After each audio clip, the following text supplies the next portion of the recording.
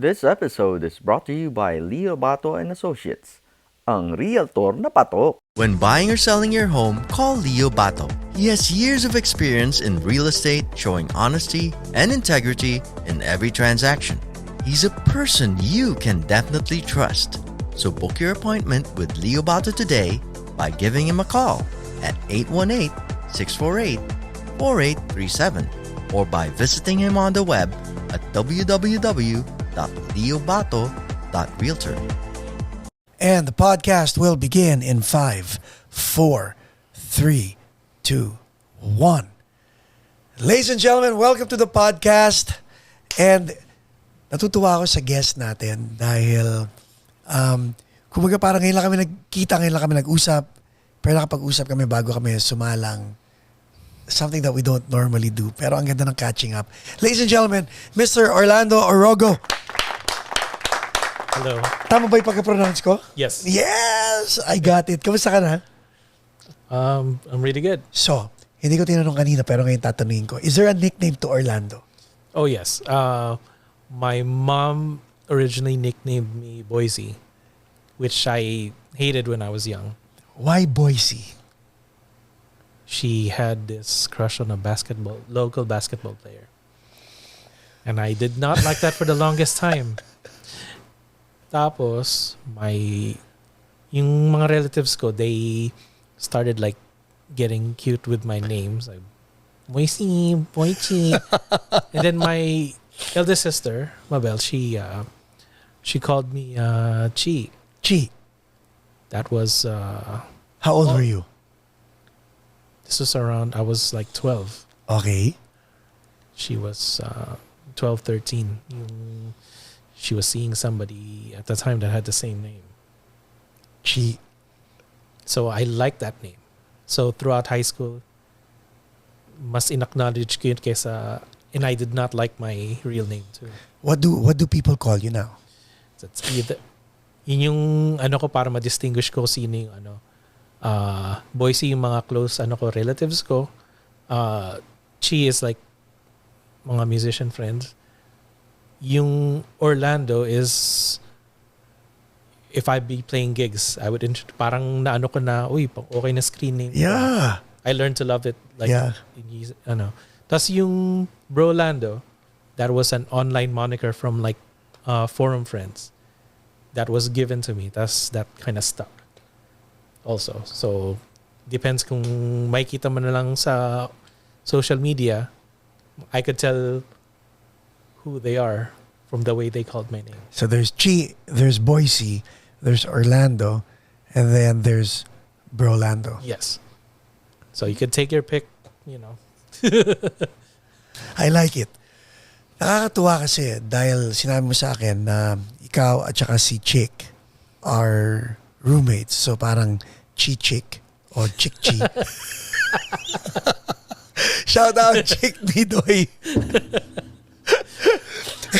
Di ba? Naisip ko, Chick-Chi? Wow, Chick-Chi. Let's talk music. You're a guitar player. And you've been playing guitars for how long? What year is it? 2021. So that's 31 years. Wow. So 1987? No, 1990. 1990? Wow. Oo nga, no? Oh my God. What made you pick up the guitars? Mahabang ano yan. Well, yeah, this is your episode, Chi. So, third grade, three of us siblings, we learned piano. So wait, there's your sister, there's you, and then there's another brother or a sister? Ako yung gitna. I have two sisters. Two sisters. Lahat kami nag-piano lessons. Ako yung nagtiyaga. Wow. So from I was 8 hanggang third grade to sixth grade. Is there anybody else musically inclined sa family aside from the three of you? That's actually a really good question. There was music around the house as far as like playing music. It was our cousin from our dad's side. Okay. He's a really great guitar player. Everybody talked about how great he was. Hindi ko pa na-get yun until I started getting into it. So you were playing piano. You had an uncle ba na nagigitara? Cousin. Cousin na nagigitara. Oh yeah. Were you like, parang mas gusto ko yun kesa sa piano? Was there an inkling? Later pa. Okay. Later pa yun. Parang throughout yung I got really good at piano. Then after, when I got into high school, parang I don't see myself like doing this. I wanted to play drums. My sister... Ba't di mo tinuloy? Sayang.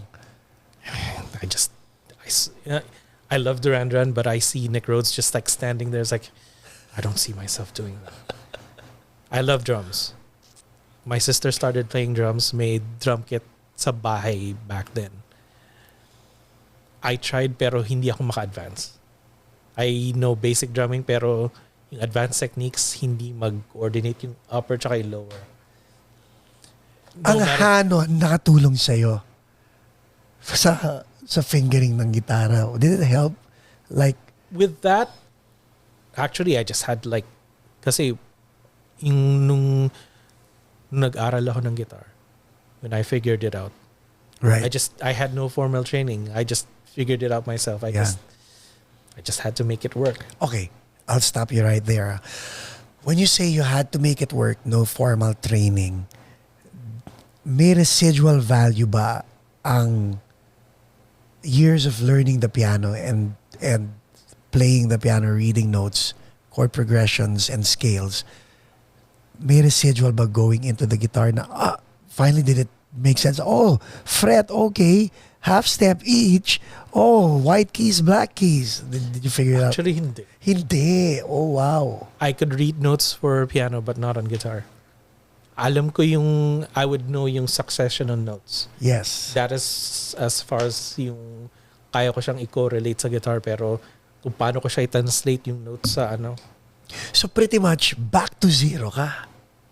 Yes. And you were willing to put in the time. I had the time. You had the time. Hindi ka nanonood ng TV? I watched a lot of wrestling. Okay. Who's your favorite? Depende sa era. Stone Cold. I was actually a Rock fan. Really? Pero si Rock kontrabida nung di ba, nung wrestling days. Depende sa, he was what you would call a heel, which is yung bad guy. Okay. How he transferred, he was more of an anti-hero. Okay, parang kumbaga sa Marvel Universe, si Venom, malaganon. Love him, hate him, parang ganon, di ba? Yeah, parang, hindi niya kinaklamor yung he just do what he does. And people love him for that. So you used to watch wrestling. I still do. Nakapanood ka na ng WrestleMania ng live sa Amerika? Not WrestleMania, but I saw Monday Night Raw dito sa Anaheim. 2000. So time out. So isa ka rin sa mga naka-t-shirt na may flag. Yeah! Okay, I spoke too soon. Si TJ Perkins, he's half Pinoy. He is currently with New Japan Wrestling and Impact. He was with WWE for a while. So I followed him. I've actually followed him and he responds to So pinapanood ko sila sa Impact, sila ni Falaba. They're both Filipinos. You know what? One thing na hindi mo alam to until now, no? Pero kaya tayo parang kindred. Because kanina haba ng usap natin before we went on, no? That's why we seem so kindred spirit is because pareho tayong fan. That's how I see you and that's how I see myself. I'm a fan. I'm a fan of, I don't care what my status is or whatever. If I see something, I don't have any shame admiring stuff. And nakakatawa when Mike mentioned you to me. So, I had to go to social media and all that stuff, right? And ang nakita ko, sabi ko, cool tong taong to because this person takes the time to support other artists even as far as going to support your coworkers and putting them on your social media. Sabi ko, I would do the same thing. I'm the type of person who would do that. Wala akong problema mang ganun ng tao. And the way I perceive you, and you can correct me if I'm wrong, is you're filled with gratitude. You have to be. Saan ang galing yun? Not everybody is like you. Saan nanggaling yung gratefulness mo? Because you appreciate stuff. You're a guitar player. Normal ang guitar player be ego. And guitar players correct me. But you seem so selfless sa mga social media post mo. Pinaka nakakatuwa, by the way, kaya nung binanggit mo yung Duran-Duran, naalala ko ulit. Yung ikaw na sa keyboard playing, teren.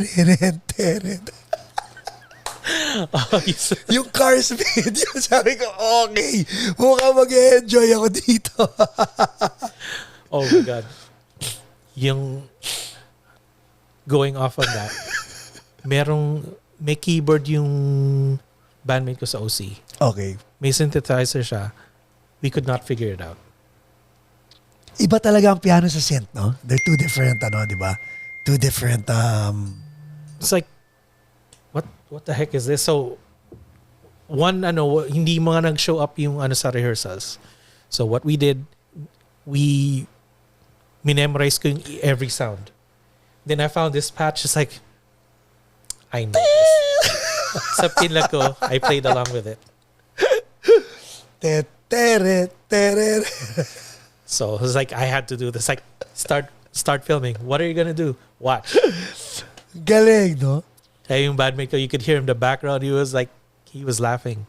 So yung genre mo really is a wide plethora of different types of music. Kumbaga wala kang problema sa new wave, wala kang problema sa metal, wala kang problema sa alternative. You'll take in whatever is good. Yes, music was played around the house. My mom played a lot of ABBA, Air Supply, and Barry Manilow. Amongst other stuff, those ones stuck to mind. And all Music of ni JJ that yun, na mga 60s and 70s na mga folk rock. Mga ganon. Galing! Eh, your dad? My dad listened to a lot of instrumental, mga rumba and stuff. Wow. He liked that stuff.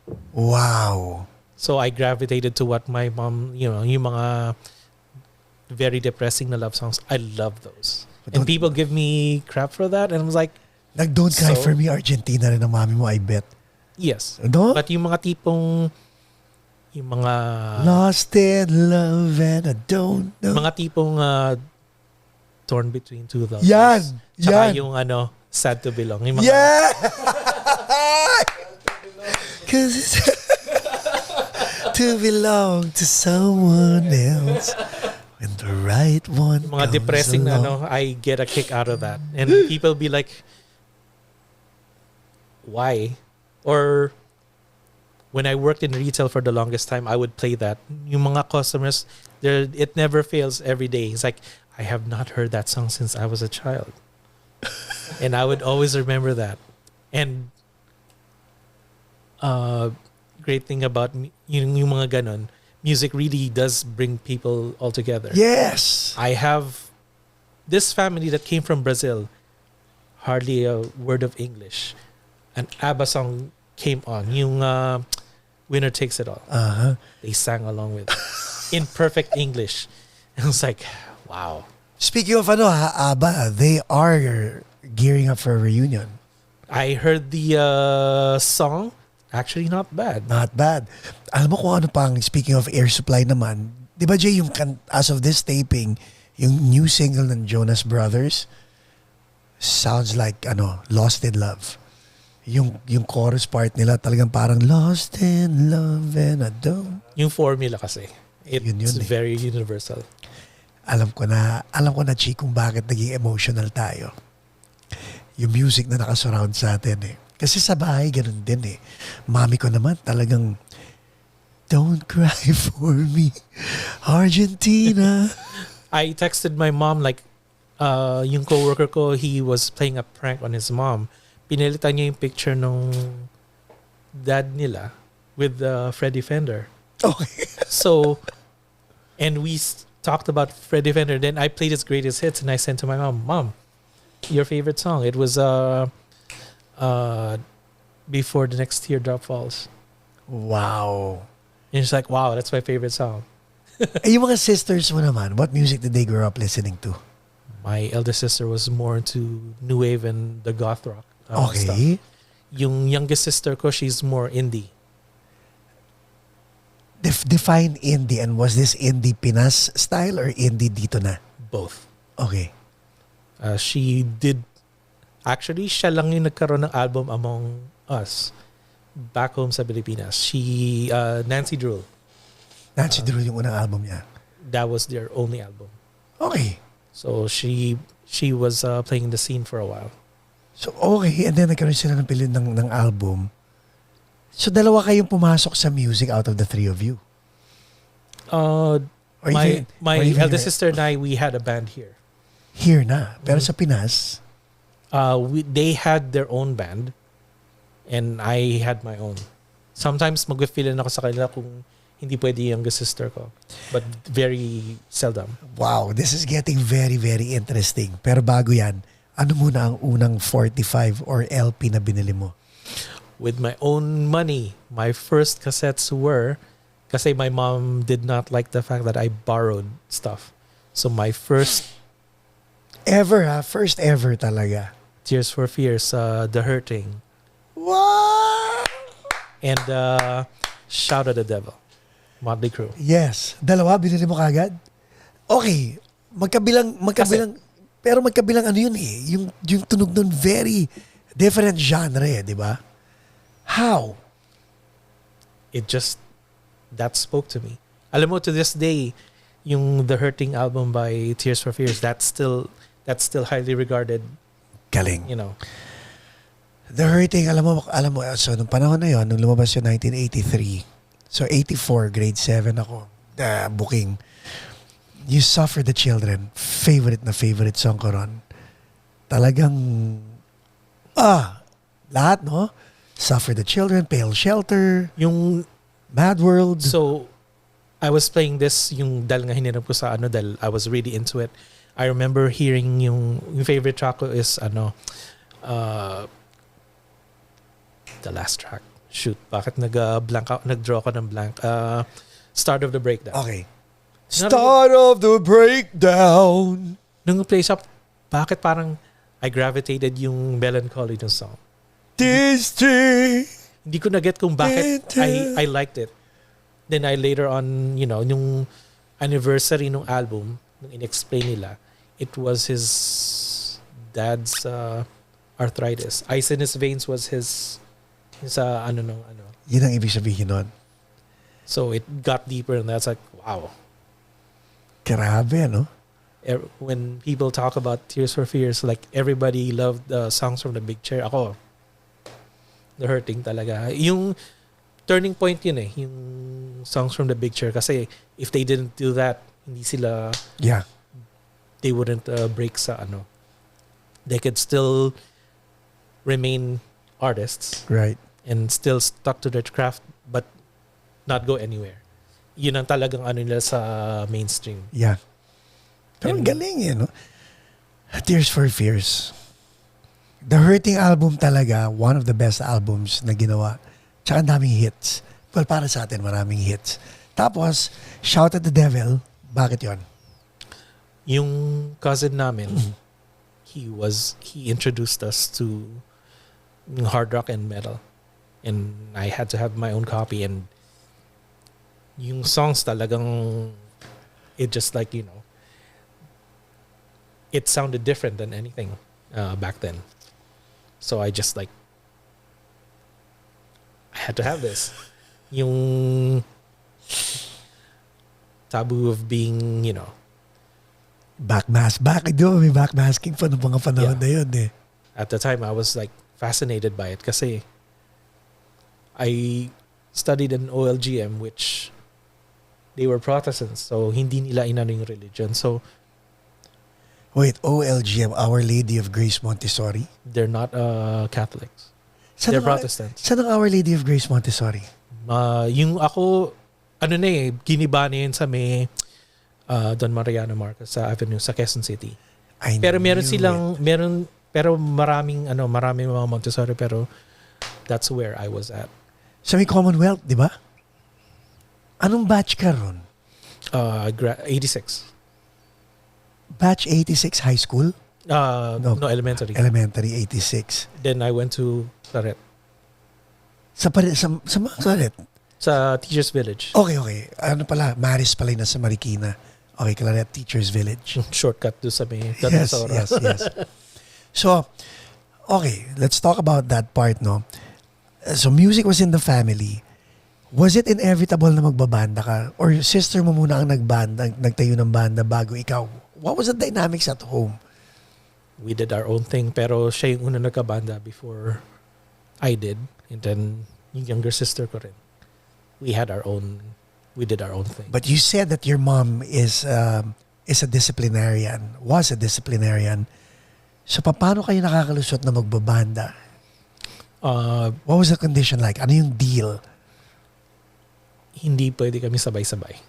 So either yung talagang planado yung sino yung manonood o kaya ko yung sino tutugtog. Wow. So that's, may rare times na pwede kaming tatlo. Very rare yun. But I understood, growing up nung una, syempre, parang bakit hindi kami pwedeng And I understood like when I got older, my mom wanted us to like finish school. And I get it. I just, at the time I just wished na she trusted us. And she got it later on. So everybody got it. Parang ganun. Later on. Pero at the time, of course. Pero you know what, Chi? Not everybody is given the luxury of later on. Diba? Like ako, my mom and dad passed away nung magta-22 ako, orphaned na ako eh. So yung brother ko 21, yung sister ko 14, pababa, 6 kami magkakapatid. So wala kaming luxury of later on. Pero in your case, nung time na, and the reason I'm sharing this is for people watching, what would you tell people na frustrated sa magulang nila, and now that you're at an age na mature na tayo to be magulang, what can we tell ourselves in terms of how to treat the children? Gets mo? Any advice na baka bago ko makalimutan mamaya? Because later on, nakuha nyo as a family eh. Pero nung time na yun, there was a struggle eh. Di ba? Parang may frustration ka eh. Bakit ba? Bakit kailangan ito? But in hindsight, can you tell us about the light at the end of the tunnel? You mentioned earlier about gratitude. Be grateful na you have food on the table. You have a bed to lay your at head night. on, yeah.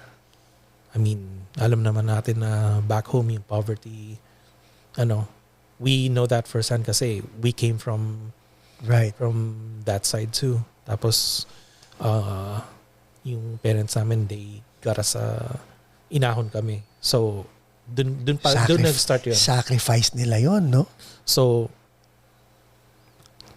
for those who are watching, just show them na don't take it for granted na you're able to eat 3 square meals a day. You're able to, like what nowadays? You have phone, like you didn't have phone till, I didn't have a cell phone till 2003. Wow. Internet, di ba? May internet sila. Nowadays, like Fiber with optic. 3-year-old naka-iPad. Ako nga, wala akong iPad. Yeah, that's true. Like, just, so to speak, like pull your weight around the house. Like, study. Show that, just be grateful na yun nga. I mean, be grateful na nakakapag-aral ka. Na pinapa-aral ka would be a good thing also. I mean, imagine, Nick, nung time na yun, hirap i-recognize, but yung sacrifice na ginawa nila for us to be here now. So, that's how, nung time na yun, hindi ko na-get until I got older. It's like, so that's why mom did it. But my question is, when you mentioned that, kailan ka nag-migrate papuntang States? Nauna sister ko September of 97. Then I followed December when she got married. When your sister got married, Is everybody in the States or kayong dalawa lang? Everybody's here. Lahat sila nasa Oregon, ako na lang nandito. So ang question, who decided to migrate to the States? My sister and I, we always wanted to live here. Westernized kami. I mean, more so myself. Right. Which we'll talk about that later na sobrang westernized ko. So we've always wanted to live here. So that's why alam ko nung bata pa ako, I wanted to live here in the US. So when my uncle introduced me to wrestling, I recorded like lahat ng mga Sa VHS. Betamax. to VHS. And I practiced commentating to improve my English diction. Wow. Okay, anyway. When we come back, tatanungin ko lahat yan. Painit na painit, pasarap na pasarap yung kwentuhan. We'll be back with Chi after this short break. This episode is brought to you by Leo Bato and Associates, ang realtor na patok. And we are back with Orlando Orogo, aka Chi, Boise, dami yan. Meron pang Orlando and Brolando. Oh, di ba? Okay. Oh, closer daw. Closer daw. Yan. Yes! Pati yung mic. Pa-side, no? Oh, yan. Okay. Yung ating director pwedeng gawin dapat kanina during the break eh. So anyway, Chi, ang tanong ko ngayon, dahil marami nga tayong ipipil, right? And nabanggit mo nga na eventually nagkaroon kayo ng understanding na this is what we have to do as a family. At first, hindi mo maintindihan. And later on, nagkaroon ng resolve because naintindihan kayo ng parents nyo, naintindihan nyo yung parents nyo. But then again, you and your sister had this inclination of going stateside when normally ang nasa isip ko, the parents are the ones who want to migrate to the States and tapos tangay-tangay nila yung mga anak nila. In your case, kayo ng ate mo? We've always just wanted to be here and build our futures here. And this commentating talagang was your prelude to learning the inflection of the language, all that stuff. Kasi alam ko talaga I will be staying here, so I just wanted to When you say alam mo talaga, may petition na, may passport na, or in your heart alam mo talaga, which is which? All of the above. Wow. Can you run it by me? So, sister mo ang start magpunta rito. Pero what was it like? What was the decision making like? Like, how did everybody get uprooted from the Philippines? There was no alternative. I just pareho kami. We didn't think we would see ourselves staying there. Staying in the Philippines. We've always wanted to stay here.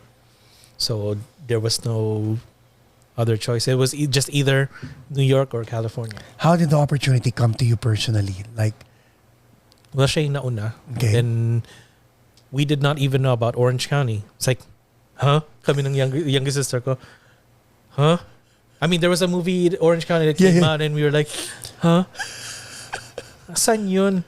In between Los Angeles and San Diego, nandun yun. Okay. Pero kami parang, huh? Then she was telling us what it was like. I mean, yung mga ibang kamag-anak namin, they were mostly in San Francisco. They would tell us life over here. Pero, of course, kung paano experience sister namin, yung how her story is wow talaga. It's I was really, excited. So how old were you when you came? I was 22.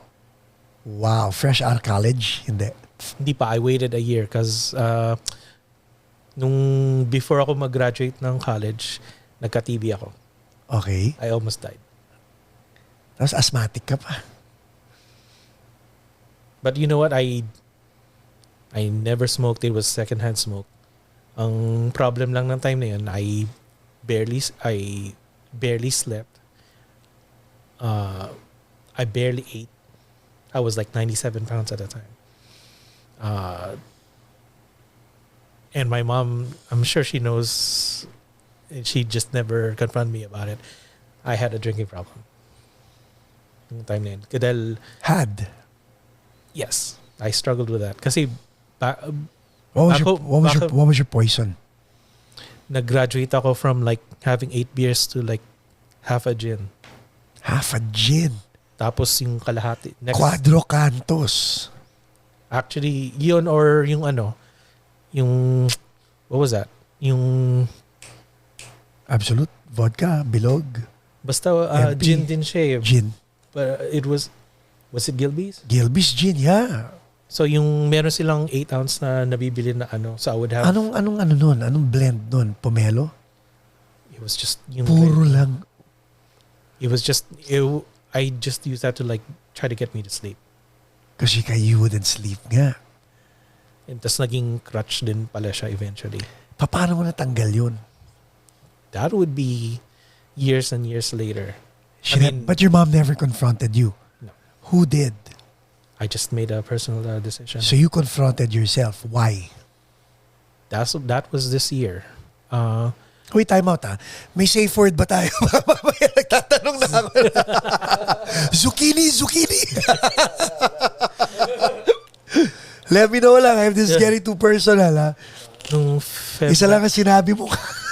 February of this year, yung Valentine's weekend, Okay. ay nag-drinking binge ako. I was, let's just say I'm a functioning drunk. Like, Wow. yung tipong sobrang lasing ako but I could still drive. Would you reek of alcohol? I don't know and I didn't care. Wow. But I just, parang wala lang. It got to a point where every night, almost half yung, nag-graduate, since 2015, nag-graduate na ako from beer to liquor. So, nung time na earlier this year, half a bottle of liquor every night. Pero congrats ha. What made you stop? So yung, 12, 13, 14, nagsimula yung bottle a day from throughout, yung Friday night, inubos ko na yung isang bote.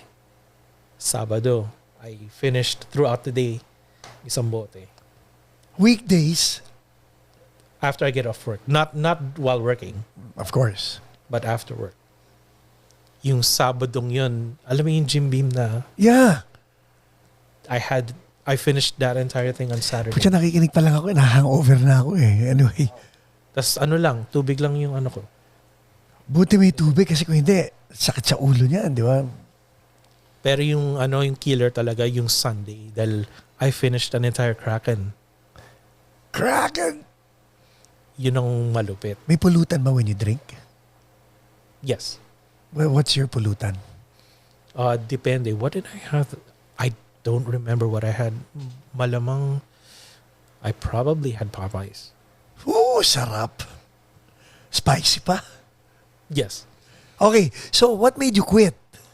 Yung 15th nung Noong alas February, 3 ng umaga, I felt like my lungs and my stomach was burning.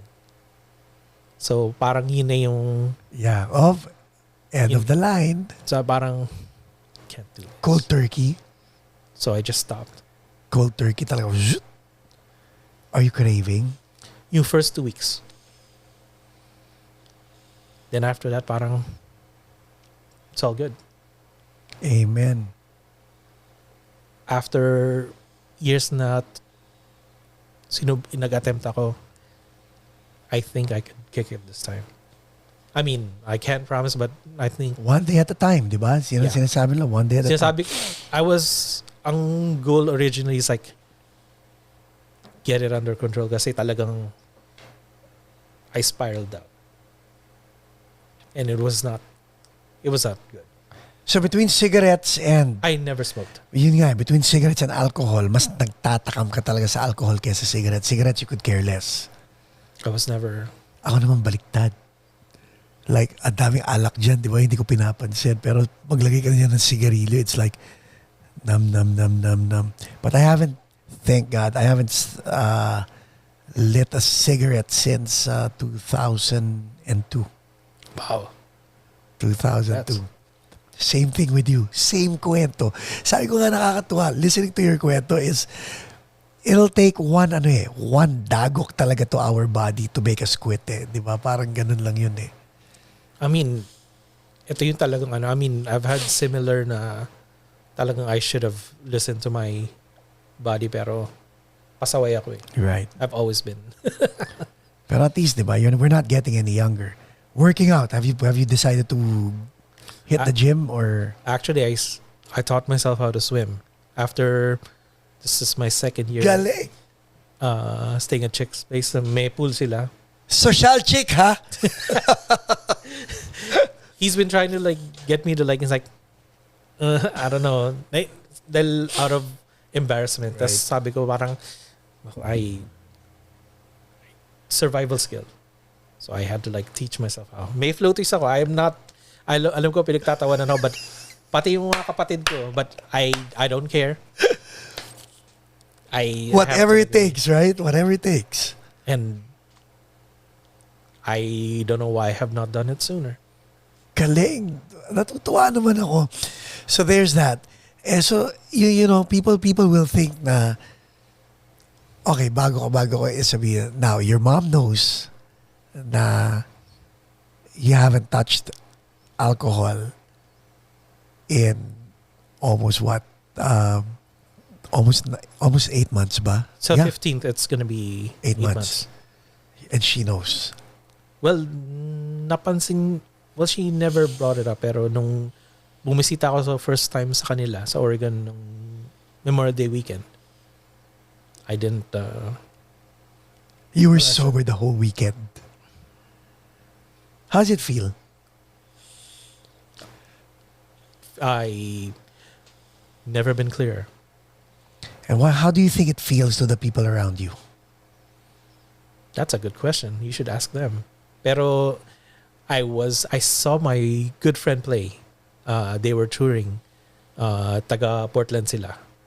And I saw all these guys, like, some are my age and some are older. And some, made me glad that I stopped. Kasi parang, I didn't want to see myself being like that. Like, yung feeling, pa rin. Feeling in the scene. Feeling nila na indestructible sila. Just embarrassing themselves. Like, they could barely walk. Spilling their drinks. Like, I'm just glad that, But then again, I'm just speaking for yourself, yeah, for myself. Yeah. Alam mo ba, ang ganda ng kwento mo, yung kinikwento mong part na yan, because yung kaibigan ko, alcoholic siya. And he had a show. He was playing guitars. So, pagkatapos siya tumugtog, he had a good night, but he had too many glasses of whiskey that night, no? Pinost niya yung performance niya at saka ng banda niya sa social media. And pinanood ko yun. And sabi ko, wow, may question mark yung wow ko. Because kaya may question mark, parang talagang pinost niya. So nilike ko. Thinking, okay, baka happy siya rito. Nilike ko. The following day, tinawagan niya ako. Bro, paano ko ba dapat ko ba tanggalin yung pinost ko? Sabi ko, bakit? Kasi kagabi, ang sarap-sarap ng tugtog dahil nakainom ako. Feeling ko ang galing-galing ko. Kanina pinapanood ko, parang nahihiya ako. Sabi ko, nilike ko eh. Bakit mo nilike? Eh kasi pinost mo eh. Funny how you mentioned that. I remembered getting into yung mechanic aspects of sinubukan ko, I did the same thing, only ako lang. Right. So I was doing my drinking usual heavy. I started playing. Played back the next day. It was so bad. So, yun So tama nga. May ganun nga. may mga iba they could carry. Okay. I mean, mababasa mo sa yung mga heroes mo, they can't do without a drink. And I was like, I can't. At least before tutugtog. So I would drink after we play. Question is, when you played under the influence, did it feel like napakagaling mo? it's hard to say because I don't remember, but I probably did. And then when you watched it the following day, parang, ooh! Actually, I mean, that time, wala pang Yeah. video nun. You just recorded Yeah. your cassette players. Like, No. it was bad.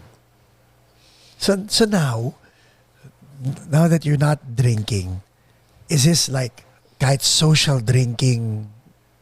No, don't. Ayo, like is the boundary that wide na kahit social drinking hindi mo gagawin? I mean, you just have to stick with it. Kasi, Good for you.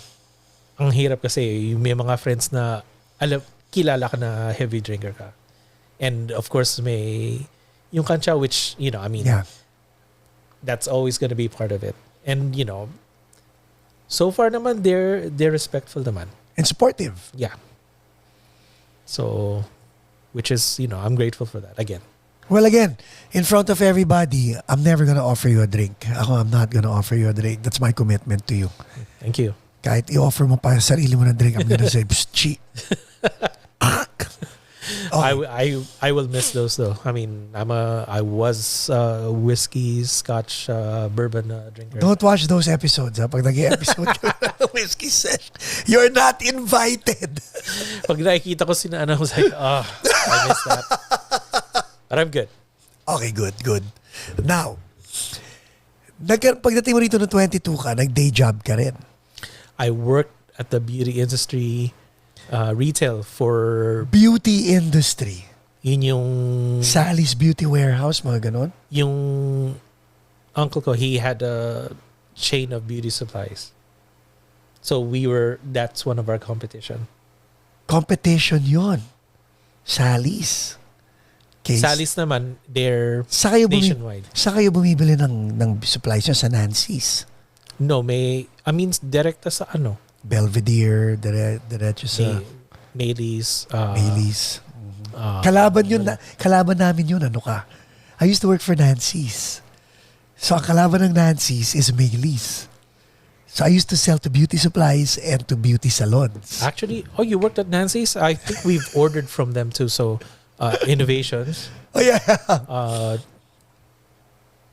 Yun yung major. Yeah. Maylis, Wella Sebastian. Yes. Kaya, so, I used to, yun ang unang gig ko sa warehouse. Tapos, nakakausap ko yung mga product champion ng Wella, di ba? Yung mga lahat na yan, yung mga color charm.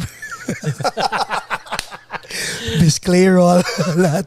Alam mo, I almost, yung aunt ko, she offered me to like, if I wanted to be a stylist, she offered me. I was like, I wanted to, pero music was my driving force. Ang weird, Chino. People watching in the Philippines might not know this. Pero dito, you don't have to be LGBTQ to be a stylist. Like, you can be whatever gender you want to be. Did you go to the ICE show sa Long Beach? Yung mga Yes. Kami rin. Magsiset up ng expo sa Long Beach Convention, di ba? So Here's the funny thing. Dahil associate ako to assistant manager, they never checked my license. Talaga? Kasi, I guess, the way I carried myself, kasi yung mga co-workers ko, mga friends ko na I was like, how come they never asked them? I was like, So beauty industry muna, okay. Dude, tayo ha? Parallel ang kwento ng buhay nating dalawa. So, okay. Nag-beauty industry, then what? that was like, what? You were 22. 98 hanggang 2013. So you stayed there for a while. What's the name of your uncle's Horizon Beauty Supply. Okay. May mga branches sa Orange County tsaka sa LA. So meron sa Cerritos, meron sa Right. Lakewood. Tapos yung iba sa OC, like sa Huntington Beach, sa Mall of Orange, Dang. sa Santa Ana. Tapos meron sa Riverside. Yun yung pinaka yun yung Main. actually yun yung not necessarily main pero yun yung umatok. Dahil in Okay. Riverside, yun yung So kayo ang it naman. go-to sa Riverside. Yes. Yeah. Dahil yun yung out of yung mga malls na yun yung pinakamaganda. Right. So everybody went there. Oh my God. So why'd you leave that gig? The industry was dying dahil sa internet sales. You know that. Yeah. Dun Dati kasi kayo, di ba? Bailey's at saka Nancy's newspaper ang pinapadala namin catalog, di ba? kasi internet sales was starting. It was both a blessing and a curse. Hindi mo pwedeng you're bound by a contract that you can't sell Right. the products online. Pero yung mga competition mo, Are selling it. like especially nung dumating na yung Ulta, yan yung Walmart ng beauty industry. So Yeah. they killed all the small businesses. Tapos ano pa yung major competitor mo aside from Planet Beauty? Oo. You have to nga. compete with them. So they could do both online tsaka kasi malaking Kumbaga ano na rin sila distributor na rin sila Planet Beauty. what we didn't know and what we should have done was go with it also, kasi we should not have been afraid of selling those kasi ginagawa rin naman pala nila. And these companies like Well Sebastian, Redken, all those, they benefit both ways. Sasabihin nila na the beauty industry thrived through exclusivity. The internet killed it. Grabe, no? Ngayon, pwede ka bumili ng Joyco kahit saan. Pwede ka bumili ng mga... Pwede mo nang bilhin sa Target. Yeah. Where it used to be, dun kumita dahil you could only buy it from there. Yes. Hindi na yung case ng Sebastian with the judge noon na with Rite Aid, dun nag-start na hindi na get na judge na yun yung reason na bakit nabubuhay ng beauty supplies. Dahil the stylist depends on yung exclusive na dun lang bibilhin. Pero you know what? Grabe, no? Beauty and food. The one thing na... I'll say it now, and you can concur if you want to, but yung isang box ng color charm, yung pangkulay po ng buhok, ang wholesale namin dyan is noong time na yun, 39 to 49 cents. Wow. Tapos ibabato namin sa inyo ng mga $1.99 ng isang Yes. ang isang pack, di ba? Tapos Kayo naman, papatungan nyo ng konti. Tapos pag binenta sa stylist, sila naman nagiging $150 na ang singil nila sa kliyente. Grabe, no? Parang food lang no? But, there is a difference talaga. And I always get these arguments all the time. Like, ano ba pinagkaiba ng pre-package? Just kasi mga madadaling yan. Yes. Whereas yung sa amin, you know if you know what you're doing, you know what to buy. Yup, I agree. Alam mo, naalala ko pa rin lahat yan. Ako rin. Yung mga ionic music ang topic na siya napunta sa the polypeptide chain of the molecules of the red Tapos diba sila Vidal Sassoon magde-demo pa sa ISSE show, gano'n. Ay nako. What a small world. Right? Okay. So now, after the beauty industry, did you move to another industry? Yes. I don't know how I landed it, but I ended up in the car industry. Selling cars? Yes. I remember nung may branch pa kami sa Laguna Hills Mall. I remembered seeing this company, Fladibo, Honda. Alam ko yan. I was going to Guitar Center in Lake Forest, and I made a wrong turn, and I ended up in the Irvine Auto Center. Yeah. Akala ko yung Irvine Auto Center was the same one as the one in Tustin kasi Pareho lang. Yeah, mahaba. Oo.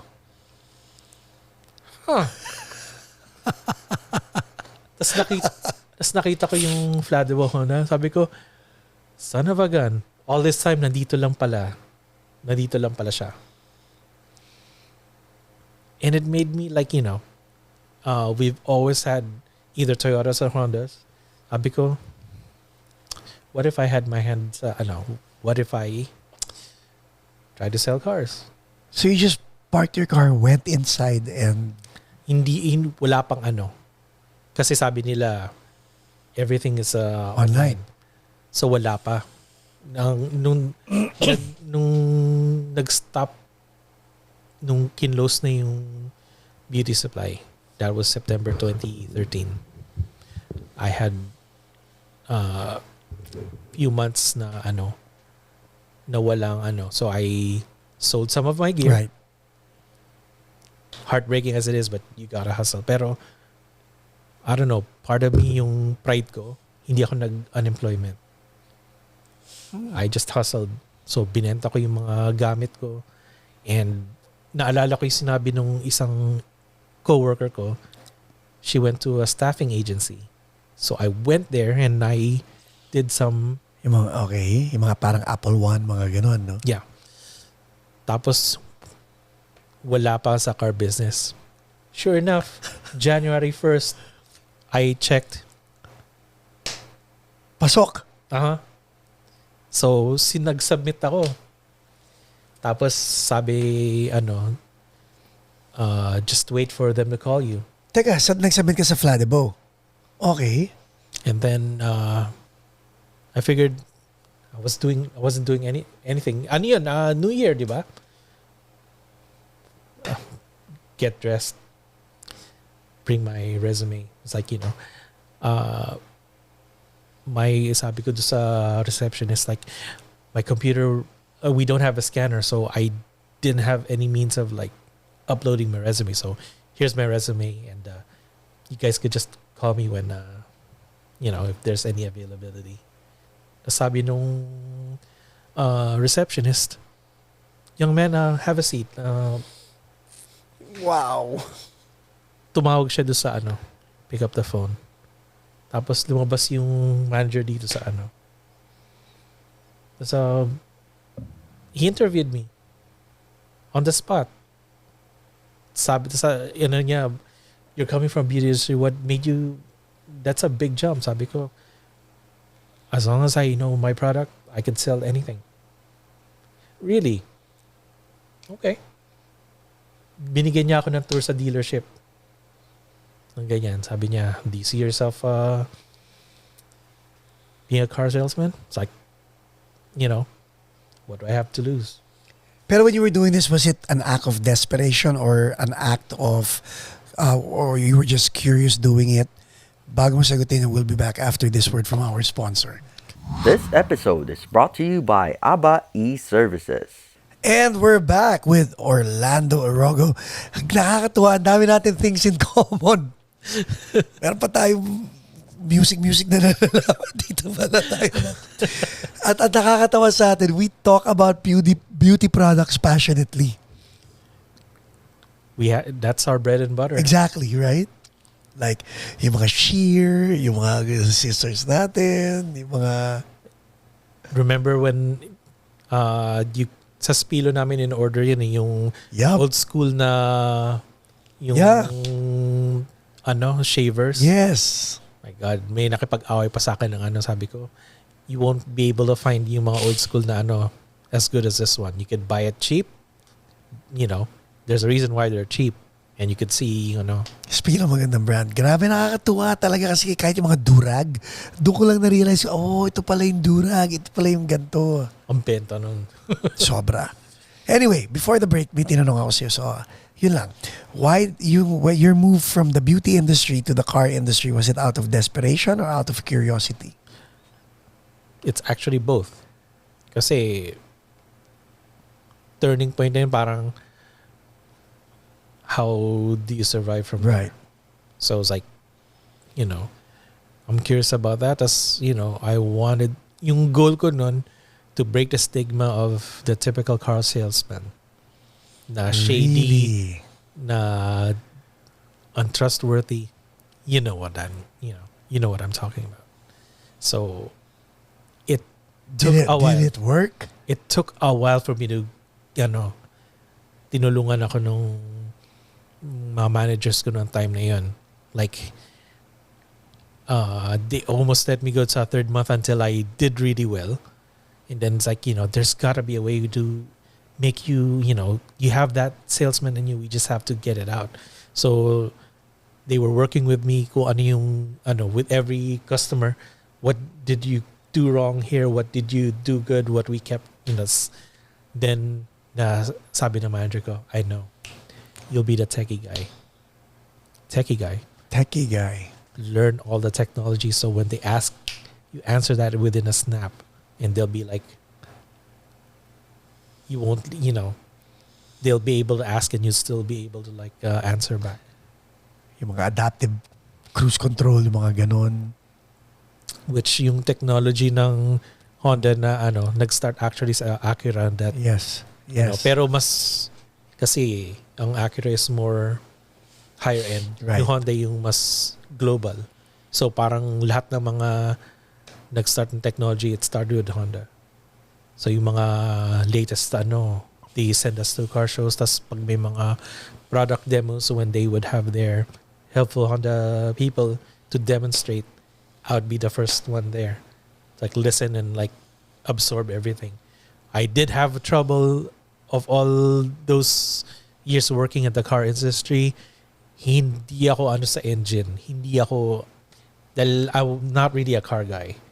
But I was a great salesman at one point. Ano yung turning point? So was it the techie stuff, yun yung angle?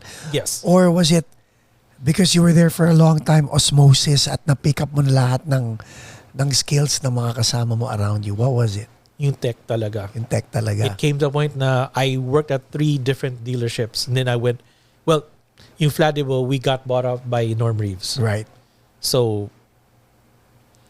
umbrella yung technology, tas yung access sa... kasi yung Fladibo, we were like the black sheep of the Honda industry. Uh-huh. Kumbaga, sabihin na natin na there's 100 Honda dealerships across the US.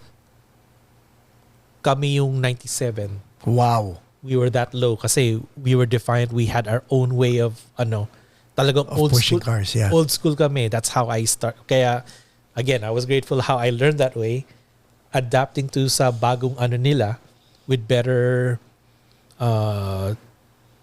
yung CRM. Yeah. Tas yung online yung process. So, Anong CRM ang gamit nila ron? Salesforce or something similar to Salesforce? shoot, ADT.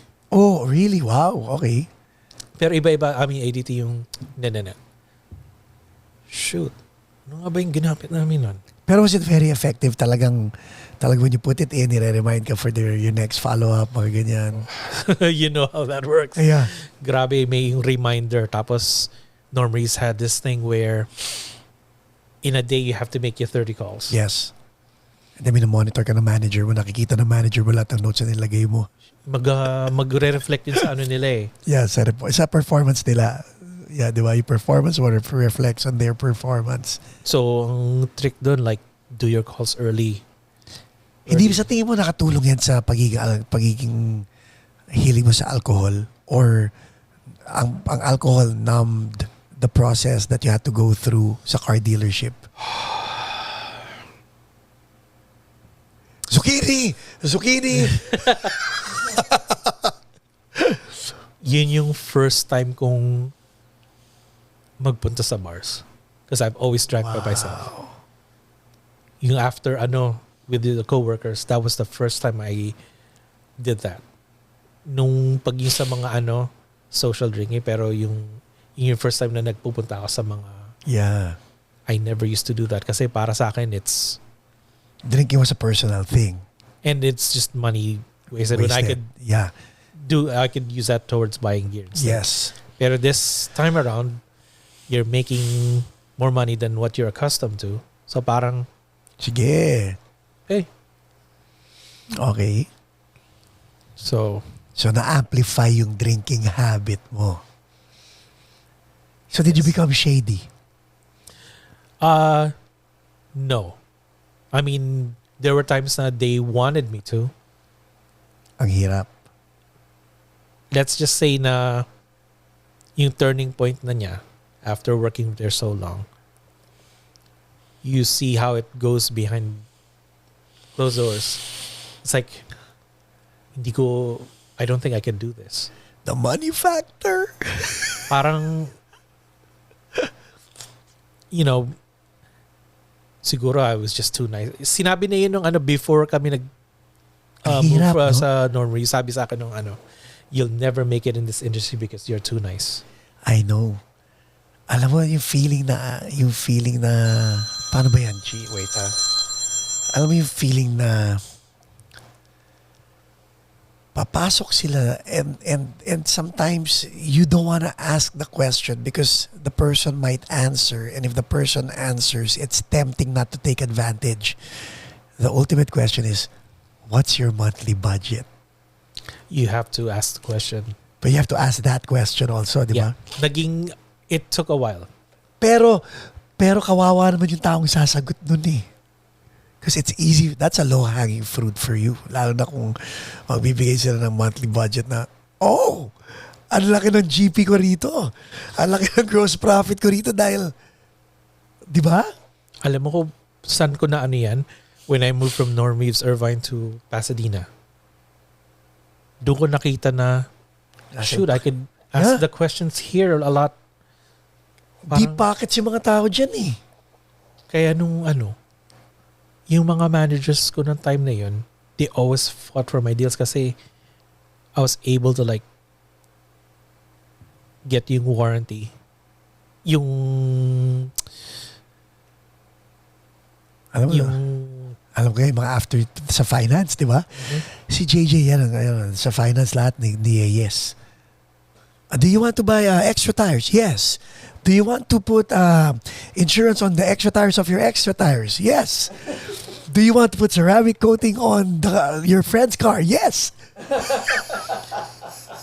Pero ang turo sa amin sa Norm Reeves, that's why yung finance manager, they loved me there also.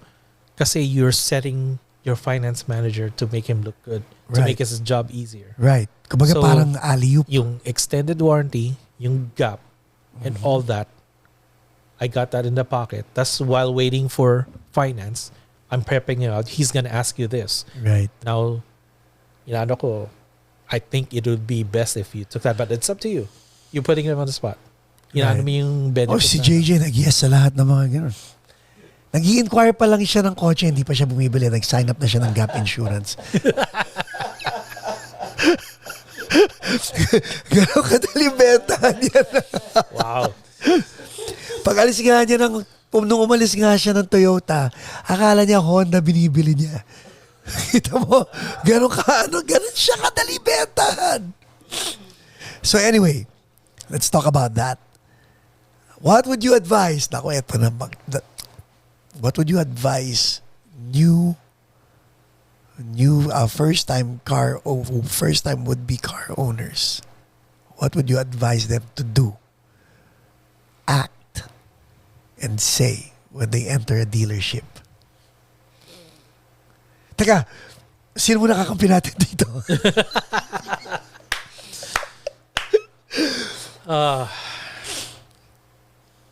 That's a good one.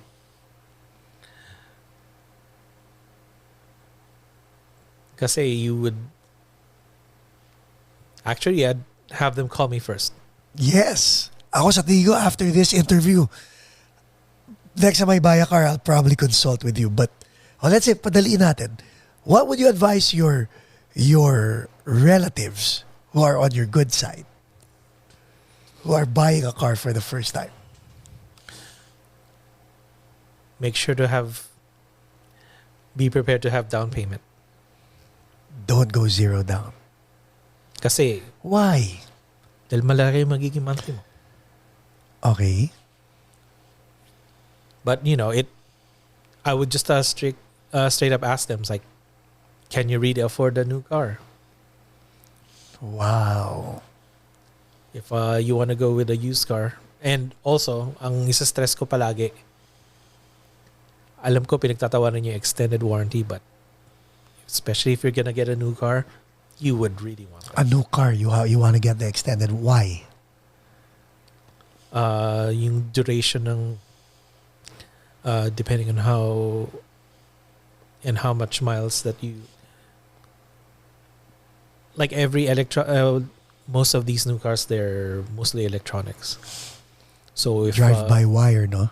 it's just a peace of mind having that on there kung may mangyari. Like LCD screen, that's an easy 1100 Right. fix. Kung may extended warranty ka, covered yun. So, yung extended warranty, everything electronic, tsaka yung natatouch ng oil within the car, that's covered. Of course, and always remember, hindi kasama yung mga wear and tear, like tires, window wipers, come on. $20. Don't go, please. Don't embarrass yourself for that. Inaano nila, pati pa gulong. It's like, yung upholstery is like, come on. Inupuan mo yun eh. Wear and tear. It's like, taking care of your couch. It's like, take care of your car. Right. And actually, I would, even if you could swing it, I would stress more on lease. Alam ko, napaka no-no yan sa mga Asians, but... Explain. I went to this seminar about leasing kasi kaya mahal na mahal ako ng mga managers ko. Pag yung kasi sila may sagot ng ng seminar. Ng mga seminar. Yeah. Of course, food. Right. Tsaka time off work. Of course. But then again, you gain all these knowledge. I went to a leasing seminar. Okay. Not a lot of people are aware na most business publications and news articles, if you would see yung halos lahat ng mga rich people, they go with leasing. Yun na nga eh. Hindi nila mag-get kasi for them if they own the car, they don't have to worry about monthly payments. Yeah, sure. Pero with leasing, na-develop mo yung, mabibuild mo na yung credit mo, and you don't have to worry about future costs. Inaano nila, sayang tinatapon mo lang yung pera. Hindi, ginagamit mo yun eh. Exactly. Pero like in my case, so there are Euro cars in the driveway. Oh my God. Yun na nga eh. European cars. Here we go. Actually, binili ko yun. So paid off na. So much more European cars, you really have right? to get sakit ang ulo. Kasi, awa na Diyos, hindi pa naman sumasakit ulo ko dahil nilalaspag ko yung Japanese car. But then again, iniisip ko, kung nilease ko yung Euro, hindi ko masiset up the way I want to set it up. well, here's the thing. If you plan on owning it later on, do it. You could set it up. Pero if you're just using it for the next 3 years, just to go through the lease, you can't. Kasi pag binalik mo yan na may mods. Pero what else is the benefit of leasing? Aside from, alam ko write-off siya, di ba? If you have a business, it's a write-off. Well, other than building your credit and... wala kang sakit ang ulo kasi Yes. laging bago yung kotse mo. that was like my main reason why I leased before. And you get... And by that time, panibagong model na naman ng Right. And you're practically paying the same amount of money all throughout. Yes. Tapos pa? Yun nga, yung lower monthly pa. Ang iano sa'yo palagi, like, I don't want payments. Right. And all that. I mean, kaya nga, that's why, if you could swing it. I mean, ito na mismo, hindi nila mag-get. Ito na mismo yung mga Forbes. Come on. Sila na nga mismo nagsasabi, yung mga rich people, they never own cars, they just lease them. Yung boss ko ganon. He drives, I think, it's a 6 AMG na 63. Nililease lang niya. So, ang sabi ko, boss, but that's it. You can't set it up. Sagot ba naman sa akin? It's an AMG. There's nothing to set up. O nga naman, may point siya ron. Ako naman, bumili kami ng Euro. Tapos, at one point, meron kaming $199 a month na Honda Civic. Dapat daily. And that really helped us for a time. Naka 199. Kasi ang ganda ng promo ng Honda, di ba? May 199 lease sila na gano'n. So we availed of that. Kahit LX lang yung sasakyan. I mean, panalo eh. It was a winner. It was a winner car.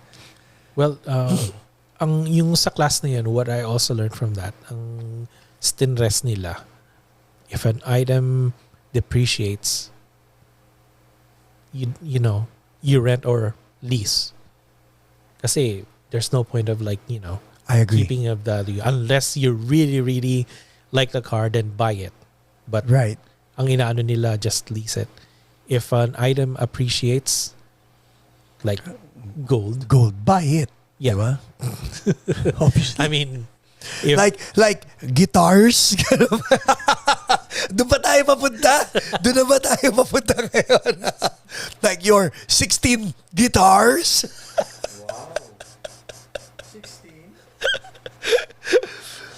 Sige, punta na nga tayo sa gitara. Okay.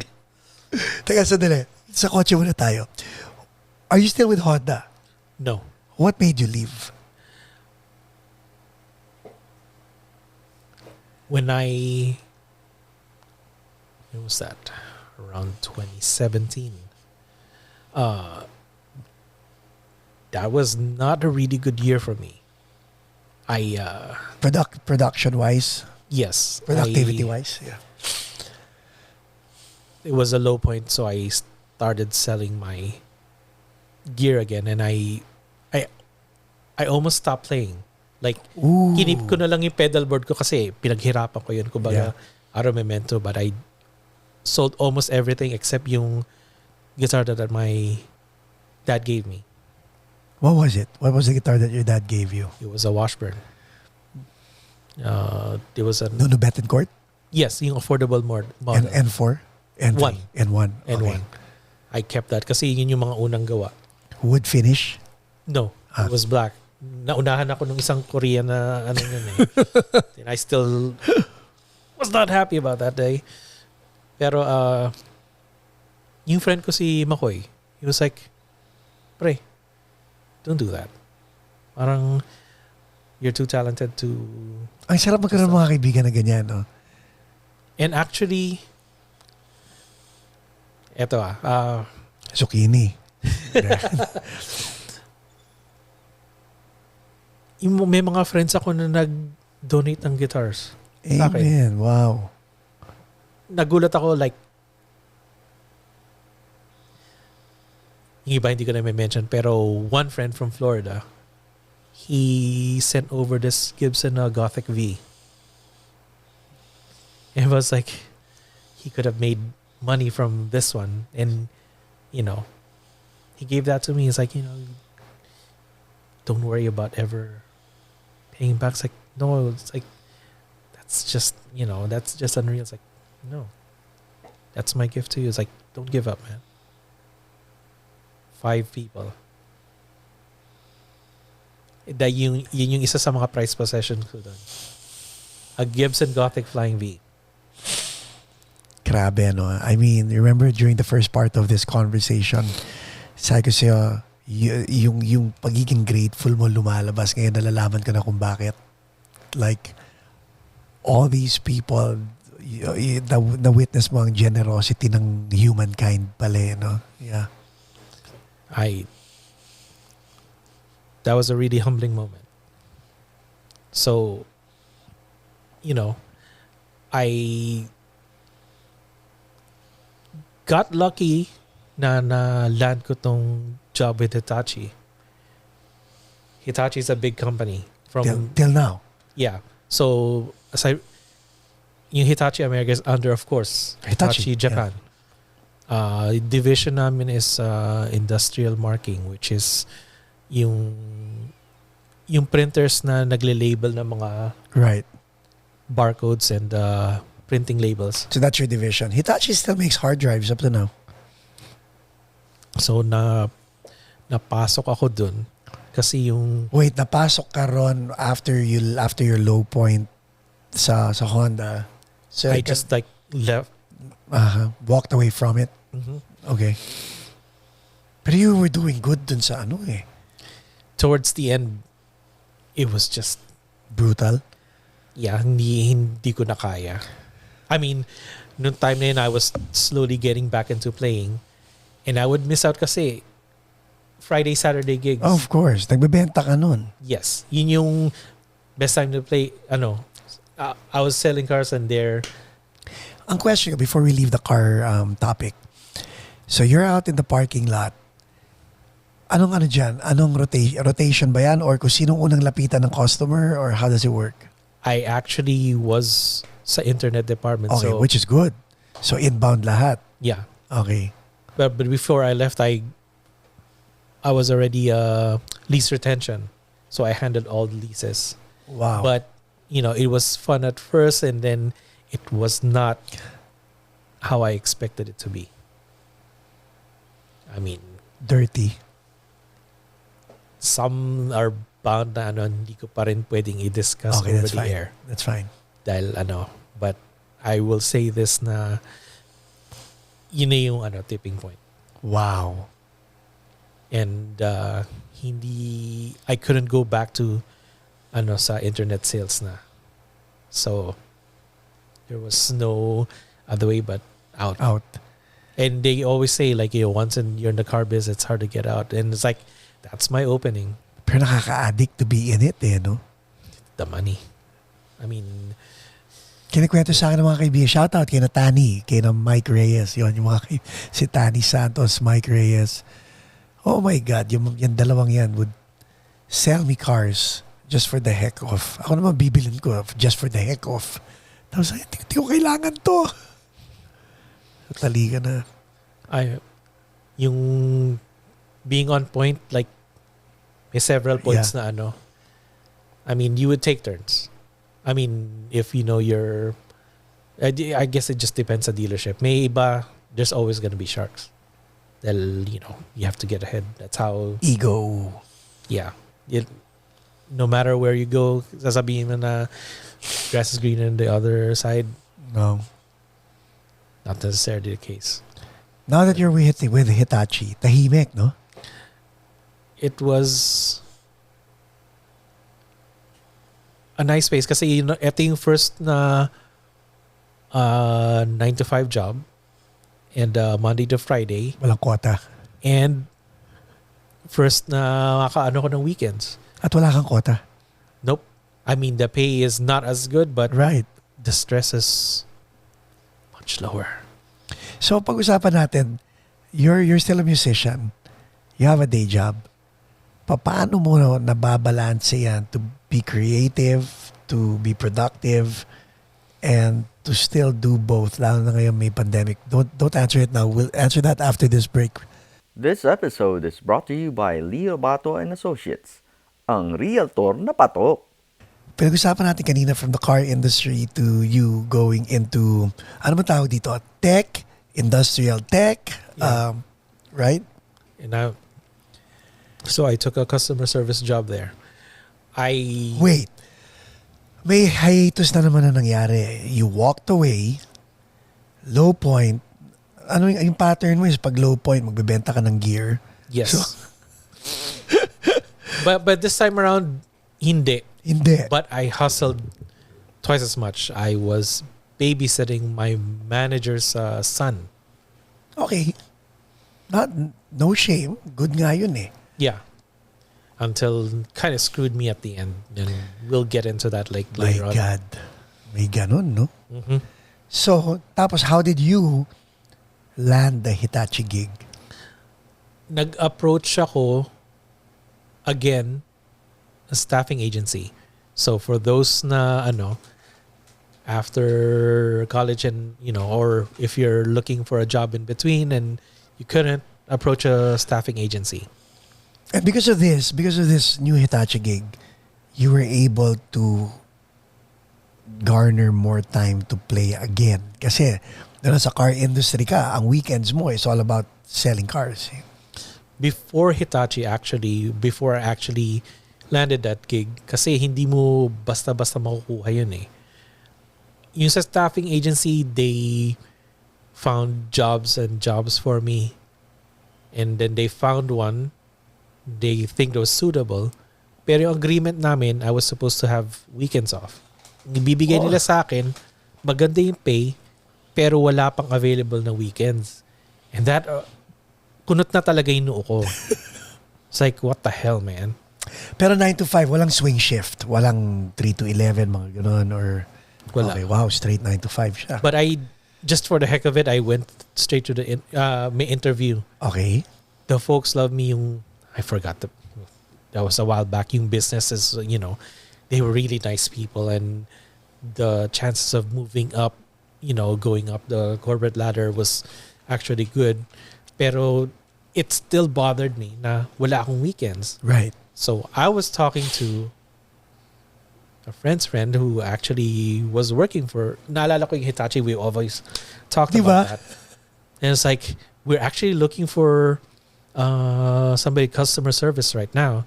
So sabi ko, if somehow you could pull the strings before I start in 2 weeks, I wouldn't mind calling you boss. So she called corporate, pulled some strings. It's actually gonna be 3 years na sa October 22nd. Well, happy anniversary. So customer service, I mean, sure, the pay is not as much, pero yung stress talagang bumaba. So I just take yung orders like, either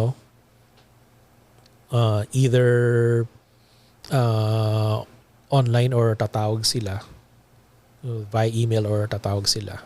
Or yung mga sales rep Tapos they train me for other stuff like ako yung mag-enter ng mga service reports, like yung mga texts. If they had a printer that they brought in for repairs, so i-enter ko lahat yun.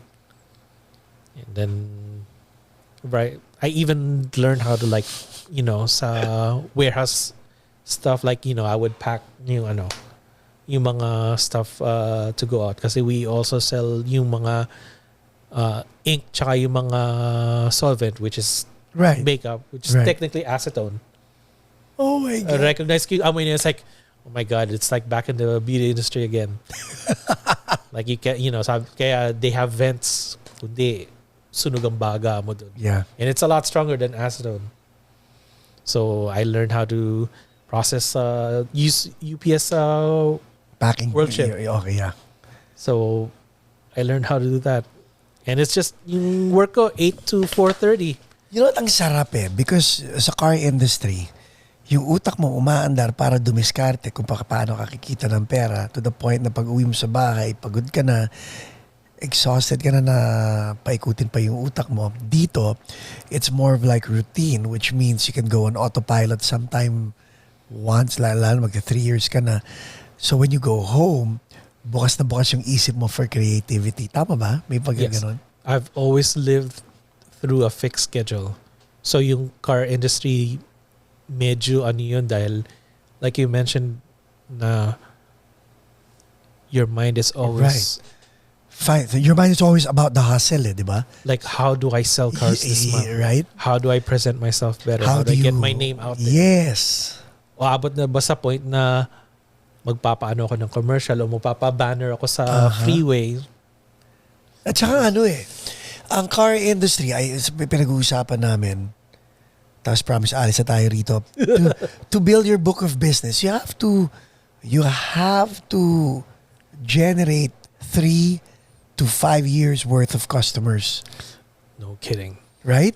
Kasi 3 dahil sa lease, 5 to 6 dahil sa purchase. Di ba? Parang ganun yun Alam mo, babalik and hopefully in the middle, magre-refer sila ng iba-ibang mga Yun ang yun ang yung bread and butter mo is yung referrals.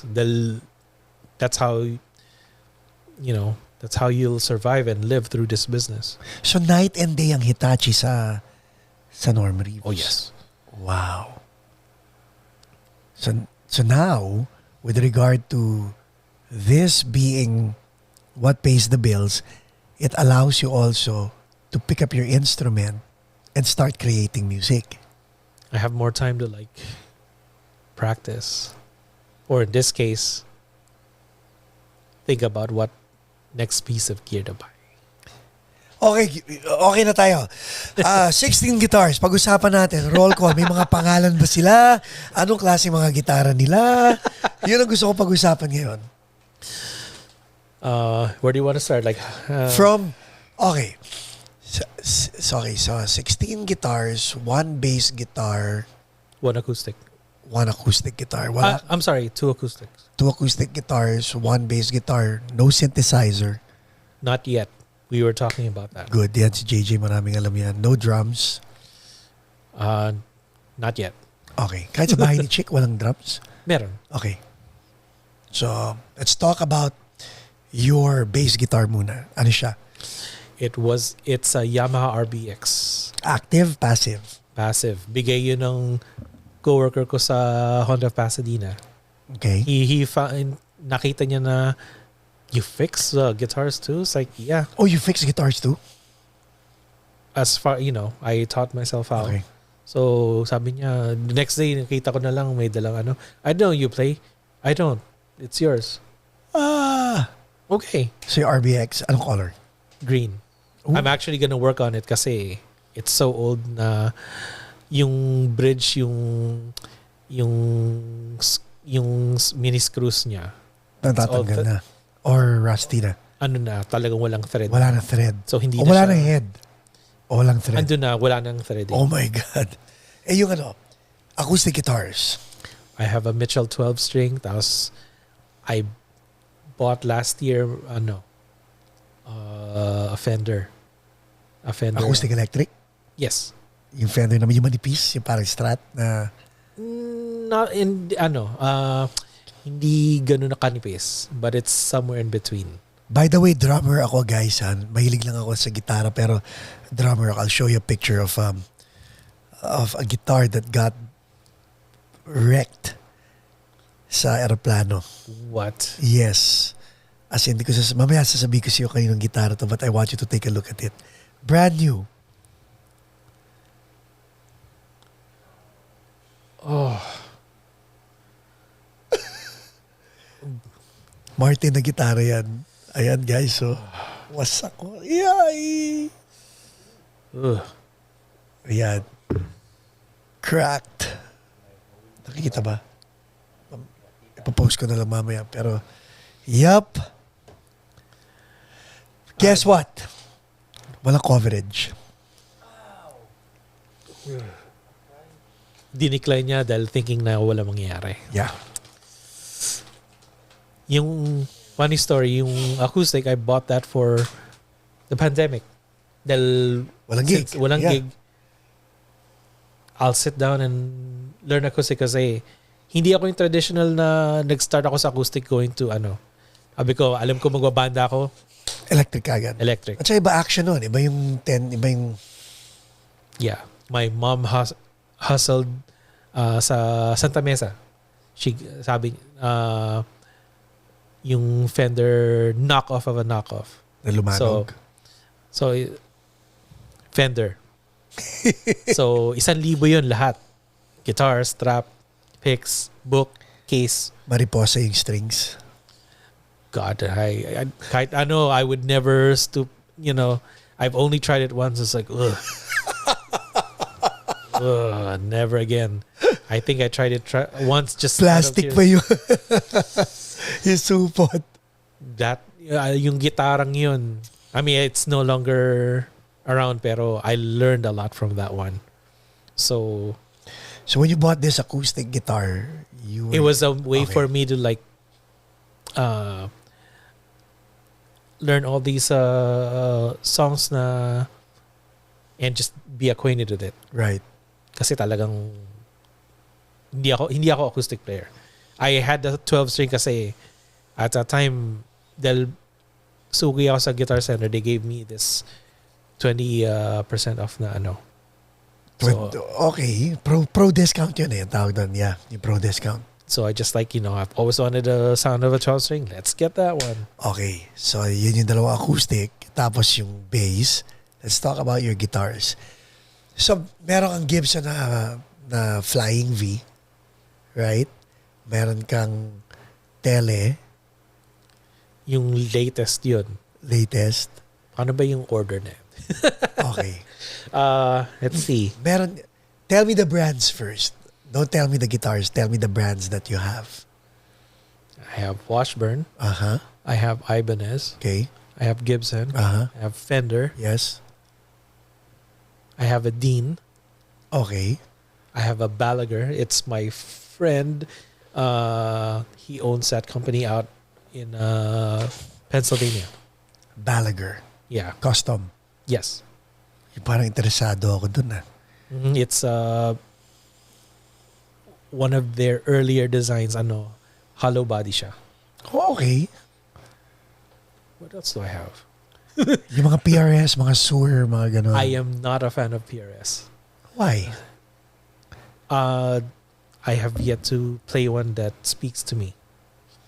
You know what, let's talk about that part. That speaks to me part. Kasi ako, bumili ako ng gitara. Hindi ko maalala if it spoke to me. Pinili ko lang.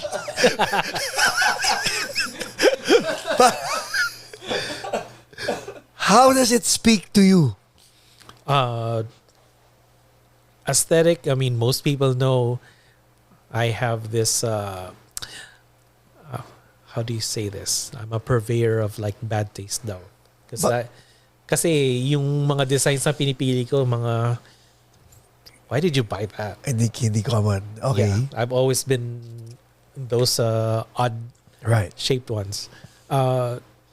Aesthetic comes to play. Tapos pag hinawakan mo, it has to feel right. So that means like the way the neck feels, balance, the way it resonates na hindi naka-plug. Tapos seems decent. Okay, so plug it in. Kung yung pickups is you can tell andun yung initial sound. Kung meron pang kulang, you could always upgrade yung pickups. And I know if it's worth investing in like modding.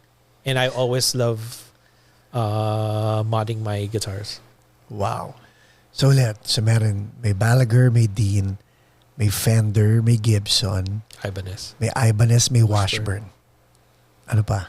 Trying to think if Epiphone. Epiphone, okay, which is a subsidiary of Gibson. So let me make sure I have that correct. So Washburn, Ibanez. tatlo. Yan na. Gibson, G, V, Explorer, Epiphone, Firebird, Les Paul. Ano yung na-miss ko? Fender. Fender. Yeah, Fender. Fender, Telecaster, Jaguar, Jazzmaster, Dean, V, Cadillac, Balaguer. Okay. 16 nga. Wala kang Stratocaster? That's my December project. Ooh. Kasi Anong color? yung bago ng player series na Tide Pool. It's like between teal and sky blue. And sure enough, nung binili ko yung Jazzmaster sa Guitar Center dito sa Orange, Ganon din ang kulay. the associate that sold me, he came from corporate. Sabi niya, nung nasa development team siya, he actually named that yung Tide Pool tsaka yung Buttercream na color. Really? Yung player series. Kasi yung player series, yun yung bagong standard series na made in Mexico. Which Okay. is miles up, Do you mind kung MIM or made in the USA?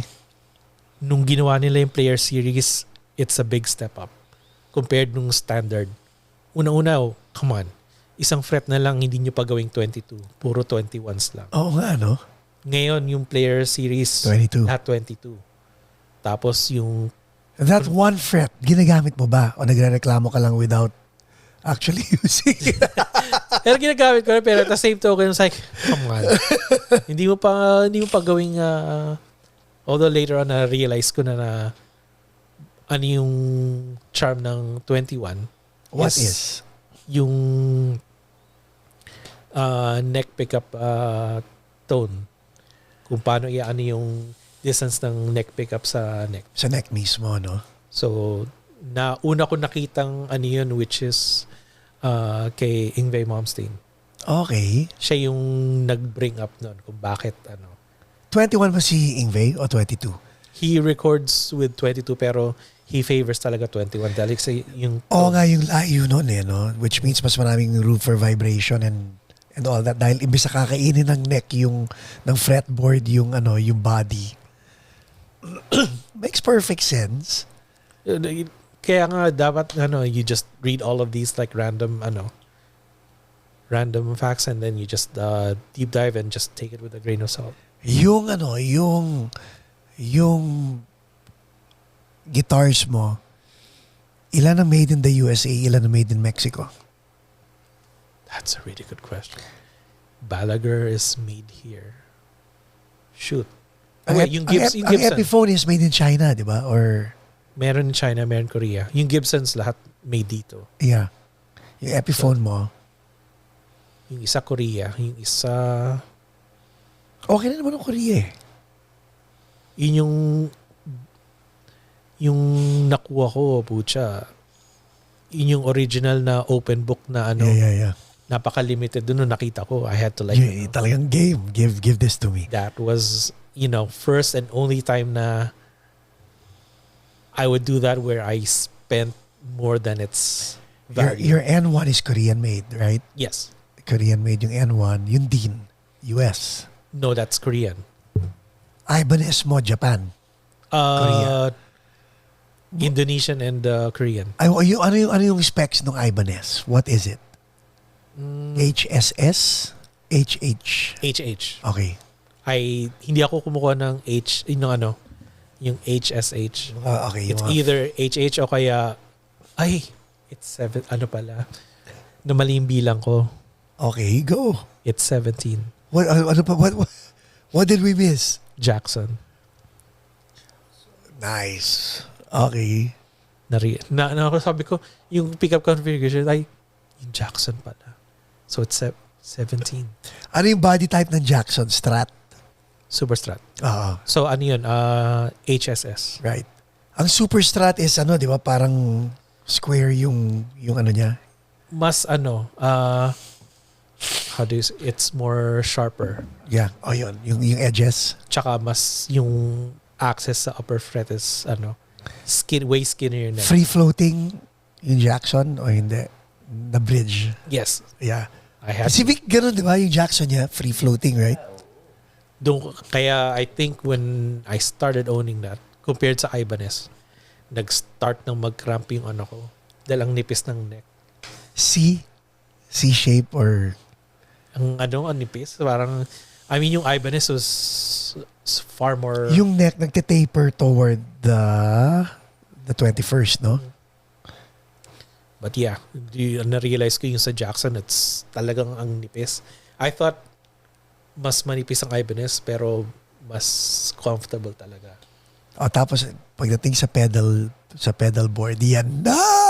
Iba pa po mga kaibigan yung gitara sa pedal board. And kung nahuli niyo yung conversation namin ni Chi, mawala na lahat ng gitara, wag lang yung pedal board. Ang matitira lang yung washburn na N1 at lahat po ng kanyang pedal sa pedal board. Yung main pedal board ko for the longest time, yung TC Electronics G-System, talagang literally bulletproof yun. May mga video What's in it? May DL? Yes. Actually, hindi ko pa natap yung MIDI capability niya. Pero kasi, yung quality ng effects niya.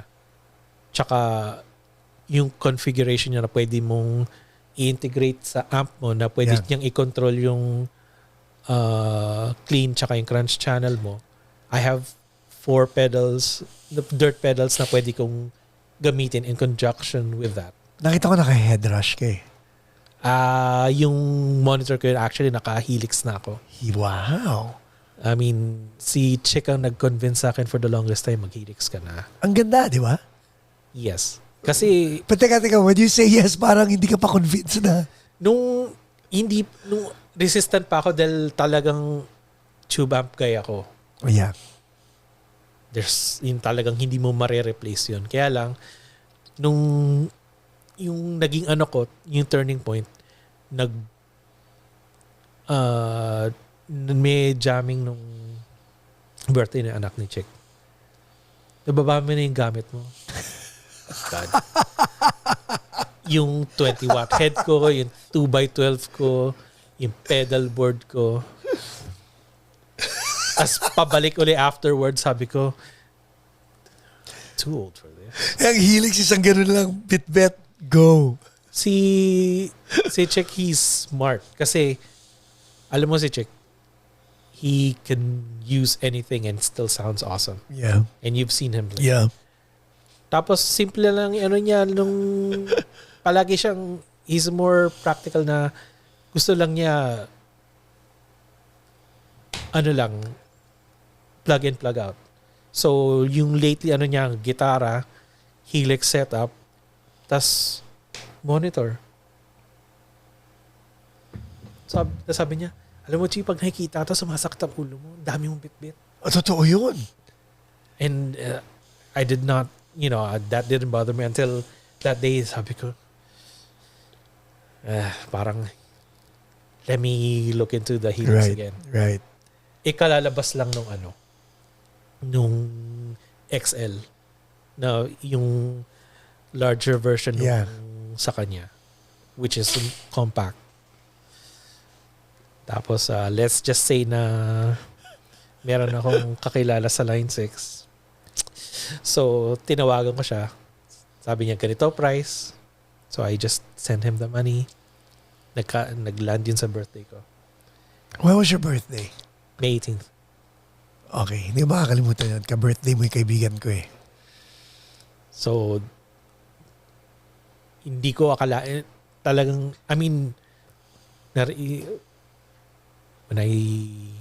pag nakikita ko yung gig si Chick, parang, it's like, there's no reason why I can't, coax those sound out of this. Memorize mo na yung mga presets mo.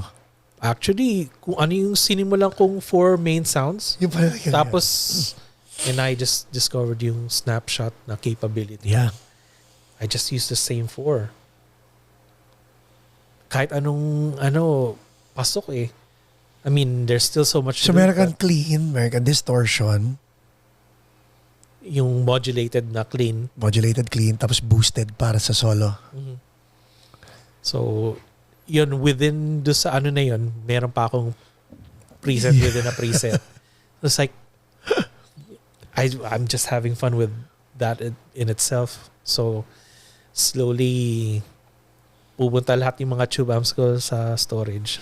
Now, bago mo sabihin yung pagpunta ng tube amps mo sa storage, teka muna Jay, pag-usapan muna namin yung pag-compare ng analog na mga stomp boxes dito sa multi-effects na Helix. Actually, wag mo muna sagutin yan. Sagutin mo yan after the break.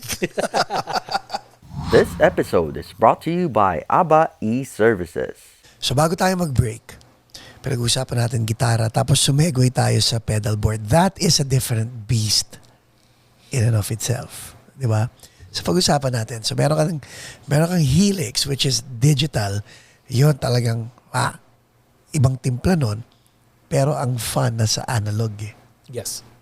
So pag-usapan natin, gitara to amp and all the pedals in between. Paano ang schematic nun? Where does it go? So, Walang, may basic rule pero nasa sa player yun. right. If But you're so gonna- in your case, what's your preference? So, yung signal, ang pass-through niya, yung mga dirt, yung ibang tsaka hindi tuner, sa front, doon muna papasok. guitar, sa front ng amp. Okay. Tapos lahat ng mga modulations, delay, and reverb sa effects loop. Sa effects loop. Yung ibang guys, they go all straight in para wala ng cabling issues. Correct me if I'm wrong. Mukhang so, gitara, diretso sa amp. O gitara diretso sa volume pedal at saka wah. And then, out Straight. sa amp. Yun yung common na ginagawa ng And then when you say effects loop, may effects loop na jack sa amp? Sa likod ng either sa likod o sa harap. So yun ang papunta sa mga pedal effects naman. Mga time-based effects. So either mga Whoa! modulations tsaka yung Kaya, okay. Explain for a non-guitar player ngayon. Okay, interesting. Yung pinakita ko sa yung G system, may mga dedicated na outputs na siya na dun mo ipapasok yung guitar, yung isa papasok sa input, yung iba papasok sa effects send and return. Kasi configured siya na kung ano yung mga papasok sa harap ng amp, tapos yung iba yung sa after ng preamp. Kasi it sounds best. Which is good. So para kang so yung amplifier mo, all of a sudden, meron kang clean na signal na normally, di ba? Naka-split. Clean na signal na ito, volume lang, expression pedal lang, at saka wah. That's it. And then yung next is yung effects loop na nga nakasama doon. Yung kinagandahan ng original ko sa G system, pwede mo kung i-bypass yun na hindi siya makakapag-add sa noise. Kaya hindi ko siya mabitawan for the longest time. Kaya lang, sa pagtagal, yung weight tsaka yung size dahil palitan ng venue. Minsan kung saan yung space ko, nakatayo lang ako na gano'n. Oo, dahil... So I had to change. I mean, hindi man kasing yung Helix yung closest dahil yung naspoil ako sa quality ng TC. Ang Helix, pwede ka rin mag-split ng signal, right? Pero yung convenience na nun, I don't have to do yung 4. Yeah. Dahil para na siyang dahil digital na siya. Naka-program na siya doon to mimic that 4 cable method na ginagawa ko. So, plug state ka na lang away. So, I don't have to worry about yung cabling, which is mabilis ako mag-setup pero that's time saved. Pero at the same time, ang time spent mo naman is off hours because kailangan mo i-program yung Helix. But once ma-dial in mo na lahat yun na yun. Mm-hmm. So, still, I mean, nothing beats yung talagang tube na setup. So, sa akin, yung 4 cable method, as much as napaka-complicated ng cabling, yung pag-hook up ng well, personally, I just like yung tunog that way. Karamihan ng mga makikita mong may large pedal boards, just plug in, tas straight sa para wala na silang they don't have to worry about that. So ako, I just, every guitar player is different, so yun lang, that works for me. How did being a guitar player, how did being a singer, how did being a multi-instrumentalist change nung dumaan ka sa Horizon, sa Fladebo, Norm Reeves, sa Hitachi, and back to playing? How did it change your playing style or did it not? And then playing sober. How did all those factors affect your playing style? A little in between kasi lahat ng factors na yun na minention mo, it's all about time management. Kung hindi mo talaga bibigyan ng oras yung pag-dedicate mo sa pag-practice and to set up yung mo, you're just gonna be stagnant. And in my case, as far as keeping myself fresh, I just try to listen to different songs, or I tried, which happened nung pandemic last year, I listened to the songs that I could not play in solos before, relearned it and learned it. There's so many songs over the years, I had so much catching up to do. So that's what I did for both acoustic and electric playing. Alam mo kung nakakatuwa, no? Hearing you say these things, may minention ka na naman na yung mga dinaanan mo now allows you to play time management and all that stuff. And then biglang, while you were talking, ang naalala ko was nung pumasok ka sa Horizon, and because that was family, you had to commit yourself there. And then it got crazier with the car industry. But then again, you were trying to hold your fingers onto your playing. Tapos ngayon, binigyan ka nitong trabahong to, which now allow you to play as much as you want. And then that's where your grateful heart comes into play, because ramdam na ramdam. Plus the fact na you're off the bottle and all that stuff. And ang nakakatuwa rito, pinag-usapan natin offline, there are things in your life that needs to be settled. And I think it's just a matter of time bago ma-settle yun. Kasi ang ganda ng vibe eh. Ang ganda ng vibe mo, Chi. Thank you. Pero hindi pa natin na pag-uusapan kung bakit kayo nasa Amerika. kung paano mo nahatak ang mamit daddy mo at saka kapatid mo sa Amerika. At kung bakit natuloy. So, and the reason why I want to bring it there is because normally, yung mga nakakausap ko, yung mga parents yung mga anak ang kinakaladkad na magulang pumunta ng Amerika. But in this case, parang ang dating, kinonvince yung magulang niyo pumunta ng Amerika. Part of that, you'd probably have to ask my mom why why really, kasi family's home. I mean, then again, home is wherever you want it to. Right. So, Pero all 5 of you are still intact, no? Our dad passed away. I'm sorry to hear 11, that. Thank you. 11 years ago. Maybe that's part of the reason why mom decided Sige na nga. But either way, there's family there, there's family all over here. So, my mom could, it's her decision. So maybe that's the reason why she, I can't really speak on her behalf, but that's the only reason I can see. Now, let's go back to you and let's land this. Without being too touchy, sensitive, sa lahat ng pinagdaanan mo sa buhay at sa lahat ng pinagdadaanan mo ngayon sa buhay mo, where do you see yourself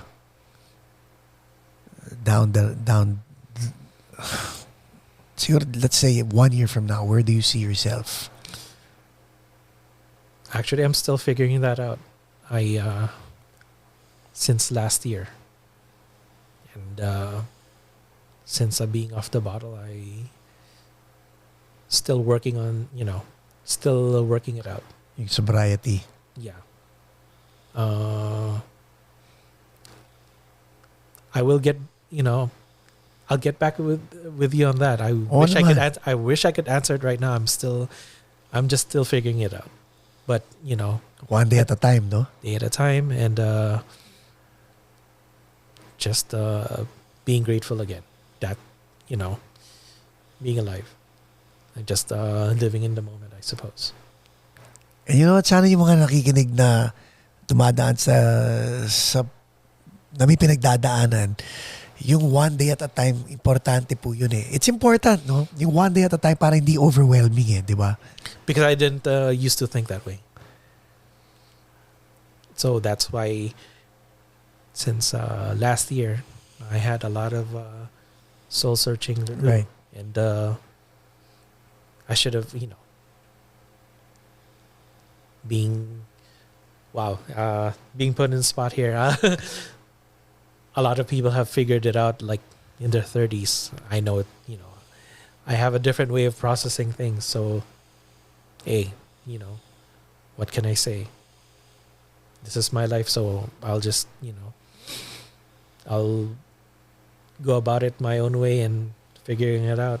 But as of the moment, that's the best advice I've heard someone told me that was one day at a time. One day at a time.